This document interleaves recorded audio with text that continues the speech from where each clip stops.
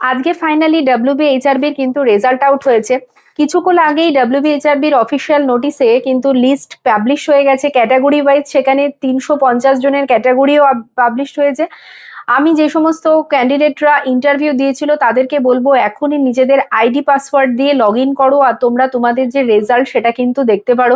কালকেই দেখা গেছে যে স্কোর কার্ড ক্যান্ডিডেটরা অলরেডি পেয়ে গেছে, যেখানে তারা তাদের র মার্কস, তার সাথে সাথে তারা তাদের প্রোরেটেড মার্কস, জেড স্কোর নর্মালাইজেশনের পরে কি মার্কস আসবে অলরেডি তারা পেয়ে গেছে। সেখান থেকে অলরেডি অনেক প্রশ্ন এরকম ছিল যে কি লোয়ার কাট অফ আসতে পারে, আগামী এই যে কি কাট অফ আসতে পারে ইন্টারভিউ এর জন্য। সো সমস্ত প্রশ্নের কিন্তু আজকে অবসান করে ফাইনালি রেজাল্ট পাবলিশড হয়ে গেছে। www.hrb.wb.gov.in এ যাও, সেখান থেকে ক্যান্ডিডেটরা রেসপেক্টিভ তাদের রেজিস্ট্রেশন আইডি পাসওয়ার্ড এটা দিয়ে লগ ইন করে তোমরা কিন্তু তোমাদের রেজাল্ট দেখে নিতে পারো।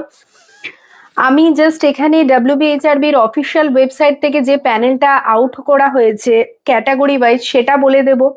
যেখানে দেখা যাচ্ছে ইউআর মানে আনরিজার্ভ ক্যাটাগরিতে 146, শিডিউল কাস্ট ক্যাটাগরিতে 73, শিডিউল ট্রাইব ক্যাটাগরিতে 21, ওবিসি গ্রুপে সেখানে 35, ওবিসি গ্রুপ বি সেখানে 25, ইডাব্লিউএস ক্যাটাগরি সেখানে 35, আনরিজার্ভ পিডাব্লিউডি সেখানে 11, আর এসসি পিডাব্লিউডি সেখানে 4 জন ক্যান্ডিডেটের লিস্ট কিন্তু ফাইনালি আউট হয়েছে।